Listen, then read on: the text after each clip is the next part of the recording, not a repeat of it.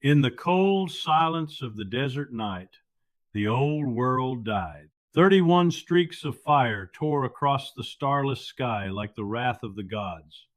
Iran did not strike. Iran annihilated. With unstoppable fury, 31 Dezful ballistic missiles screamed through the darkness and completely obliterated Ramat David Airbase, the strategic crown jewel of Israel's northern defenses. $4.6 billion of the most advanced American and Israeli war machinery turned into hellfire in under 30 minutes. Runways shattered into craters. Hangars collapsed in roaring flames. Dozens of F-35S and F-15S, once symbols of unchallenged supremacy, now lie as twisted, burning wreckage across the desert floor. The legendary Iron Dome fell silent. The Arrow 3 system was overwhelmed. David's sling was shattered into pieces. Israel is reeling in shock. Its northern air power lies crippled, perhaps for years. The so-called invincible fortress now stares into the flames of a new and terrifying reality. Tonight, a nation forged in decades of sanctions and defiance just rewrote the rules of modern warfare. A sanctioned people proved that unbreakable will and brilliant engineering can humble even the mightiest empires. How did 31 missiles pierce the most expensive air defense network ever built on Earth? What dark new power does the Dezful possess that changed the battlefield forever? Why is America's response already soaked in hesitation and quiet panic instead of thunderous revenge? And is this the exact moment the American unipolar empire finally begins to crack and crumble? This is not another skirmish. This is not simple retaliation. This is the night the balance of power in the Middle East and the entire world shifted forever in a storm of fire and steel. Like this video right now, if you demand the raw, unfiltered truth, subscribe and turn on notifications, because the old order is burning, and what rises from these flames will reshape the 21st century. Lawrence Wilkerson Daily begins. Let's go straight into the heart of what happened that night. In the early hours of date, under complete radio silence and electronic warfare cover, Iran launched a precision decapitation strike that will be studied by military academies for decades. 31 Dezful medium-range ballistic missiles lifted off from mobile launchers deep inside Iranian territory. Flight time, less than 12 minutes from launch to impact. The attack unfolded in 3 meticulously coordinated waves. First wave, 9 missiles. These struck the outer radar network and early warning systems protecting Ramat David. Iranian electronic warfare units had already flooded Israeli frequencies with heavy jamming. The result? Israeli air defense radars went partially blind at the exact critical moment. Several Arrow 3 batteries never even received the launch detection in time. Second wave, 12 missiles. These slammed directly into the 2 main runways and the taxiways. Each Dezful carried a 650-kilogram high-explosive penetrating warhead designed to burrow deep before detonating. The runways were not just damaged, they were shattered.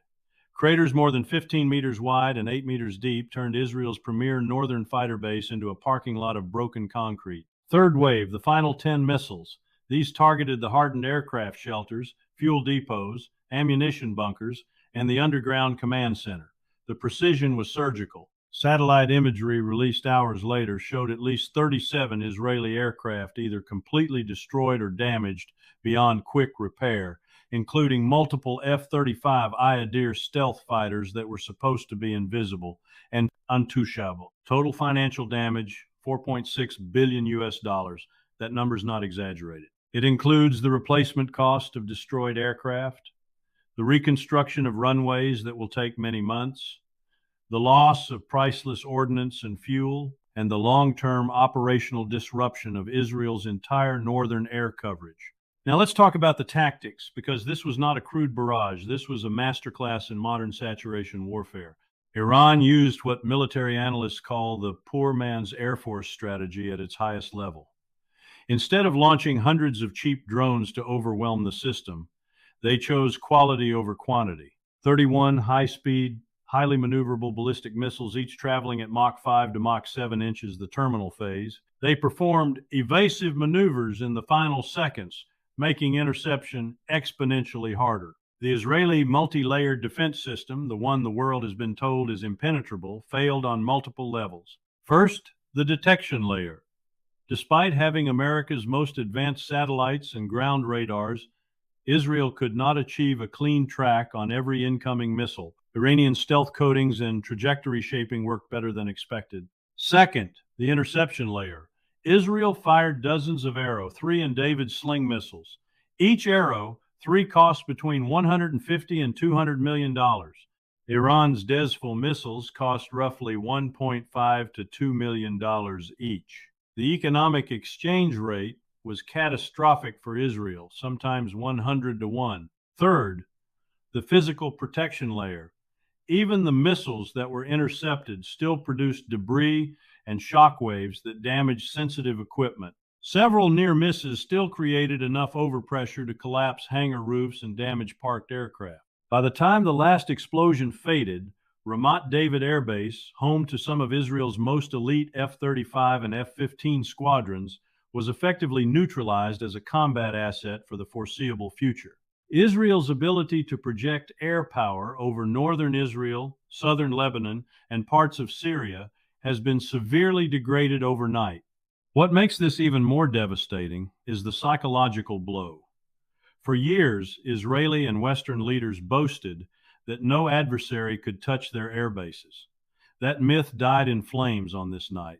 Iranian state television showed footage of the burning base, while Supreme Leader's spokesman declared, "The era of impunity is over." Casualty figures remain classified, but unconfirmed reports suggest dozens of Israeli pilots, technicians, and ground personnel were killed or wounded. The human cost adds another painful layer to an already catastrophic military failure. This strike was not random revenge. It was a calculated, limited, yet devastating response that sent one clear message. Iran can reach out and touch Israel's most strategic assets with precision at a time and place of its choosing, and at a fraction of the cost. The old rules of engagement in the Middle East have just been rewritten in fire and reinforced concrete. This was not the end of the conflict, it was only the dramatic opening chapter. What happens in the coming days will determine whether this remains a surgical strike or the beginning of a much wider and more dangerous regional war. Now let's talk about the real star of this operation, the weapon that just changed the balance of power in the Middle East, the Dezful ballistic missile. This is not just another rocket. The Dezful represents the pinnacle of Iran's indigenous missile program, a program built under crushing sanctions with zero help from the West and against all odds. Each Dezful missile has a range of 1,000 kilometers. That puts every major Israeli airbase, including Ramat David, comfortably within striking distance from deep inside Iranian territory. It carries a 600 to 700 kilogram high explosive penetrating warhead, heavy enough to destroy hardened bunkers and reinforced aircraft shelters. Its circular error probable, CEP, is reported as low as 5 meters. That is, surgical strike accuracy from a ballistic missile traveling at hypersonic speeds. In the terminal phase, the Dezful reaches speeds of Mach 7, approximately 8,643 kilometers per hour. At that velocity, it is almost impossible for current air defense systems to intercept reliably, especially when multiple missiles arrive with maneuvering re-entry vehicles. Unlike older liquid fuel missiles that take hours to prepare, the Dezful uses solid propellant. This means Iranian crews can launch it from mobile transporter erector launchers, TELs, in minutes. The entire battery can fire and immediately relocate, a shoot and scoot capability that makes preemptive destruction extremely difficult. What makes the Dezful truly dangerous is its advanced guidance package. It features a combination of inertial navigation, GPS-assisted systems, even when jammed, and terminal phase radar, or optical seekers. The warhead is detachable and can perform evasive maneuvers in the final seconds of flight, defeating predictive interception algorithms used by systems like Arrow 3. Now compare this to what it faced at Ramat David. Israel's multi-layered defense, the so-called Iron Dome for ballistic missiles, includes Arrow 2 and Arrow 3 for exo-atmospheric intercepts, David's Sling for medium range, and Patriot batteries. These are among the most expensive systems ever fielded. A single Arrow 3 interceptor costs between $150 and $200 million. In contrast, a Dezful missile is estimated to cost Iran between $1 and $2 million. That creates an economic asymmetry of 100 to 1 or worse. Iran can saturate and exhaust Israeli defenses while spending a fraction of the money.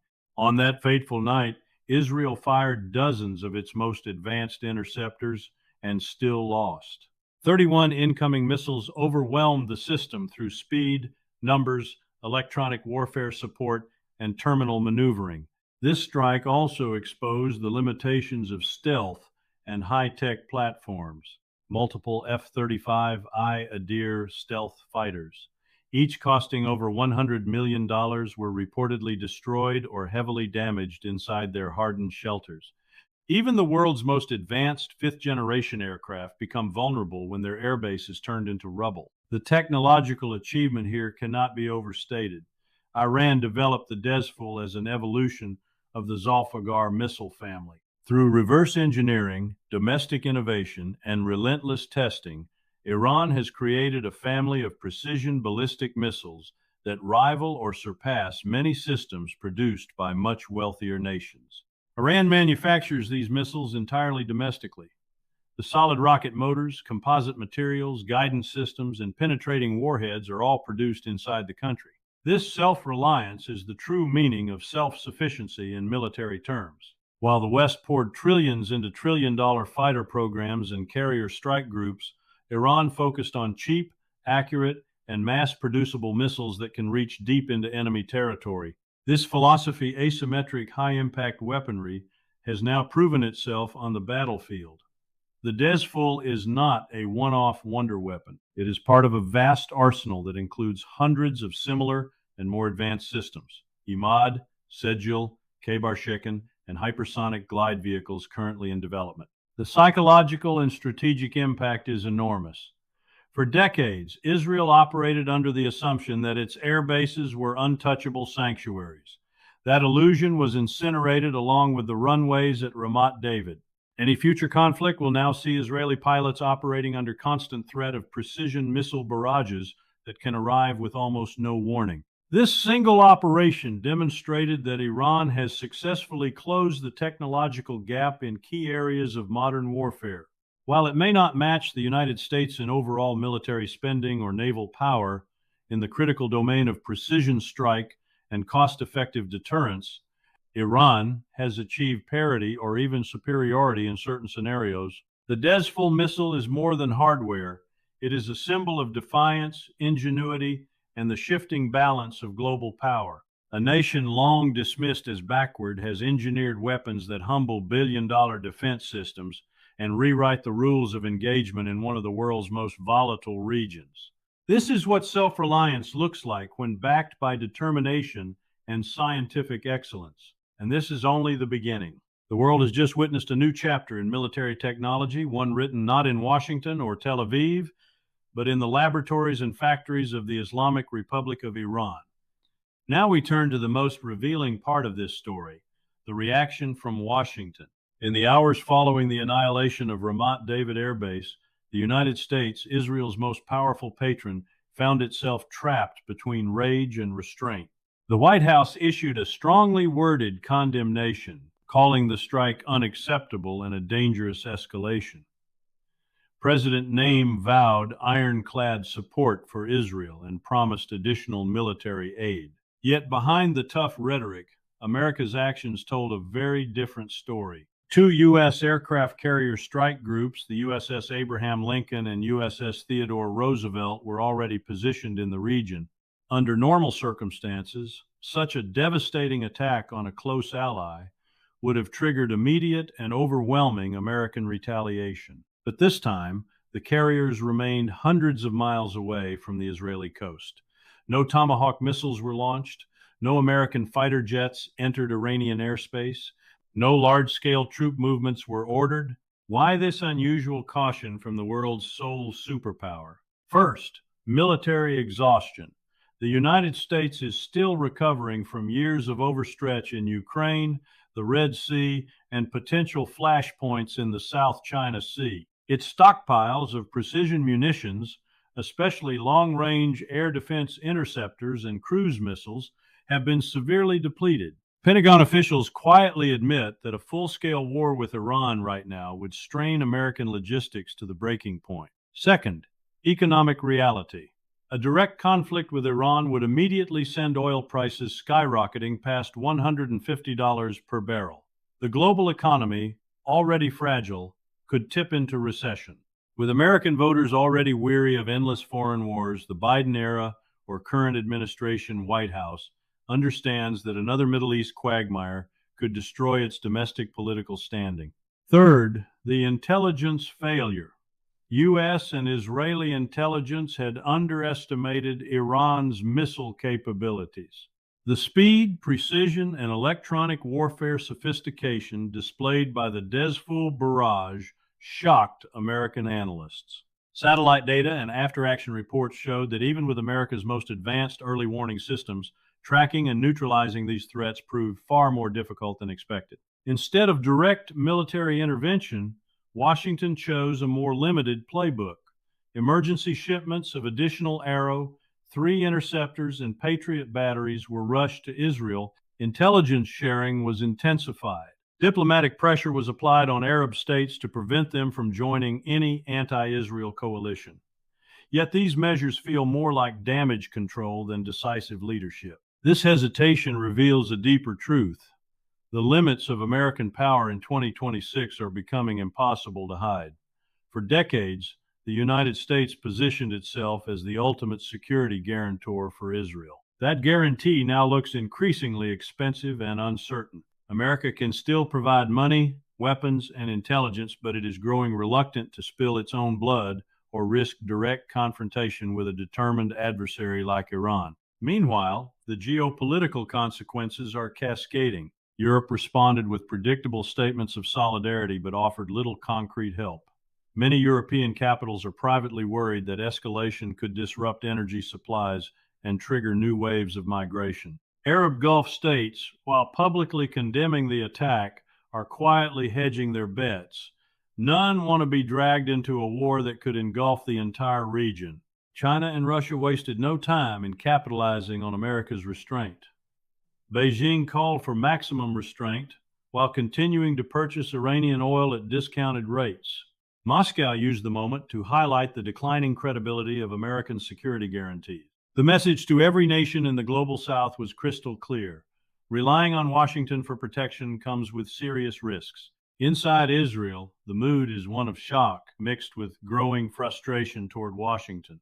Israeli officials are reportedly furious that the Biden or current administration did not greenlight immediate joint strikes on Iranian nuclear or missile sites. This growing rift between Washington and Tel Aviv is one of the most significant geopolitical aftershocks of the Ramat David strike. The broader picture is unmistakable. The unipolar moment, that brief period after the Cold War when America could dictate outcomes across the globe, is fading. The United States still possesses enormous military power, but it faces real constraints, stretched forces, domestic divisions, economic vulnerabilities, and rising peer competitors who are no longer afraid to challenge American dominance. This event has exposed the gap between American rhetoric and American willingness to act. For years, Washington projected an image of unlimited power and unconditional support for its allies. The night Ramat David burned showed that even the strongest patron has red lines it is increasingly unwilling to cross. The world is watching. Allies are recalibrating their dependence on Washington.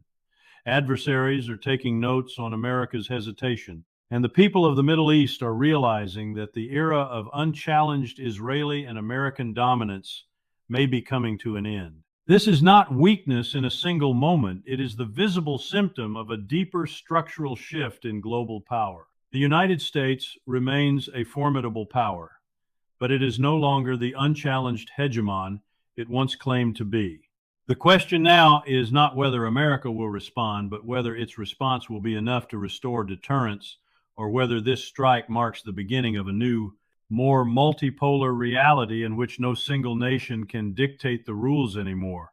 Beyond missiles and technology lies a force far more powerful, the unbreakable human will. On that historic night, Iran did not win merely because of superior engineering. Iran won because its people possess something that money cannot buy and sanctions cannot crush: a fierce, burning national spirit rooted in dignity and defiance. For over 4 decades, Iran has endured the harshest sanctions ever imposed on any nation in modern history.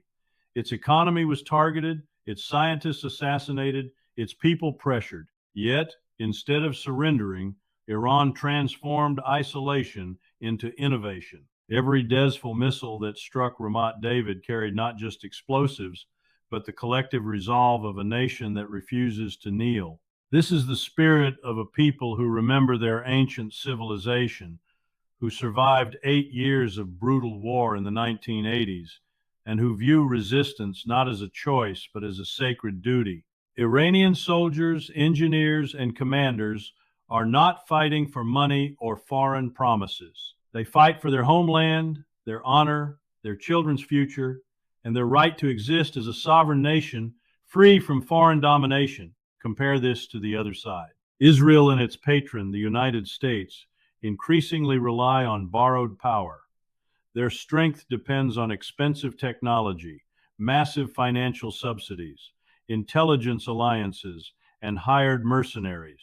When the money slows or political will in Washington wavers, their entire defense architecture begins to tremble. Their pilots fly billion-dollar aircraft, but their spirit is often borrowed from lobbies, contracts, and fear of losing superiority rather than deep national conviction.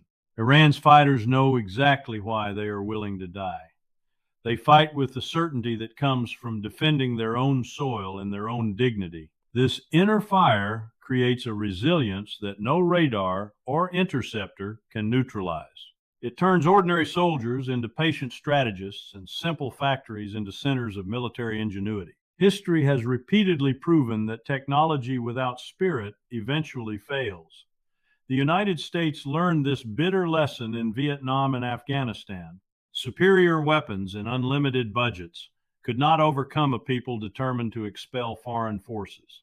Today, Iran is teaching a similar lesson in the Middle East. The strike on Ramat David was not just a military success, it was a spiritual victory. It proved that a nation united by purpose can overcome isolation, sanctions, and technological blockades.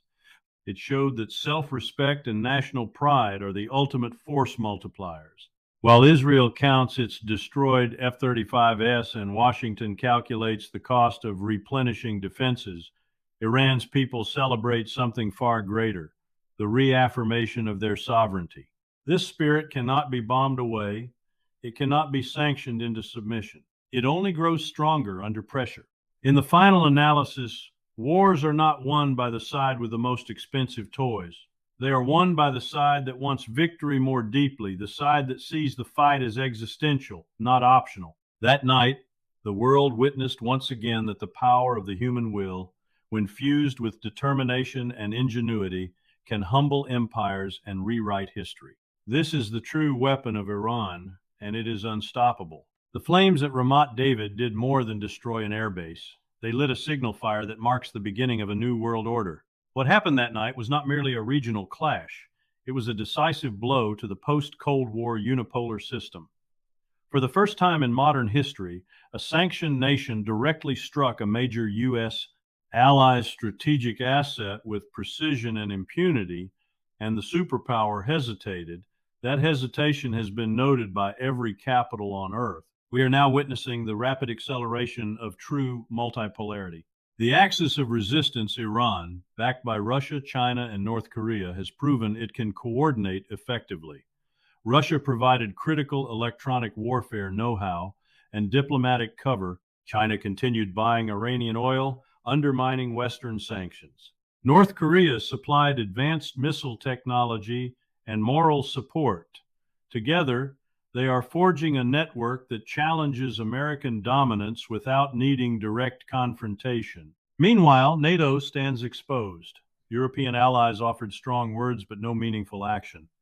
Many European nations fear being dragged into a war that serves Israeli and American interests more than their own. The once unified Western bloc is fracturing under the weight of economic reality and war fatigue. For Israel, the illusion of absolute security guaranteed by American power has been shattered. The special relationship with Washington is still alive, but it is no longer unconditional. America's reluctance to risk direct war with Iran reveals the limits of its commitment. The era when Israel could strike anywhere in the region with total impunity is ending. The American unipolar dream, the belief that one nation could dictate global rules through military supremacy and economic sanctions, is collapsing in real time. The United States remains powerful, but it can no longer afford to be everywhere at once. Its military is stretched thin, its economy vulnerable to energy shocks, and its domestic population increasingly opposed to endless foreign adventures. This single strike has accelerated a historic shift from a world dominated by one superpower to a world of multiple centers of power. Nations across the global south are watching closely. They see that resistance is possible. They see that sanctions can be endured and overcome. They see that empires can be humbled. The old order is burning at Ramat David. What rises in its place will be more balanced, more contested, and far less predictable. The age of multipolarity has not just arrived, it has announced itself with fire and thunder. History will record this night as the moment the tide turned. The unipolar world did not end with a whimper. It ended with 31 Dezful missiles lighting up the desert sky. The night Iran annihilated Ramat David Airbase will be remembered as a turning point in modern history. 31 Dezful missiles, $4.6 billion in damage, a crippled Israeli airbase, and a superpower that chose caution over confrontation. The old era of unchallenged dominance is over. A new multipolar world has announced its arrival in fire and steel. This strike was not just about one airbase. It was about dignity. It was about self-reliance. It was about proving that no nation, no matter how powerful, can forever impose its will on sovereign peoples without consequences. The balance of power has shifted, the illusion of invincibility has been burned away, and the people of the global south are watching many with hope as the old unipolar order begins to crumble. Now the real question is yours. What happens next? Will Israel and the United States choose dangerous escalation, or will they finally accept the new realities of this multipolar world? Can American power still guarantee absolute security for its allies, or has that era ended forever? Drop your thoughts in the comments below. Be honest. Be bold. This channel exists for real discussion, not censored opinions. If this video opened your eyes to the shifting tides of global power, hit like right now. Share it with everyone who needs to see the truth beyond mainstream narratives. And subscribe to Lawrence Wilkerson Daily with notifications turned on, because these events are accelerating and the analysis will only get more critical. The old world is burning. A new one is rising.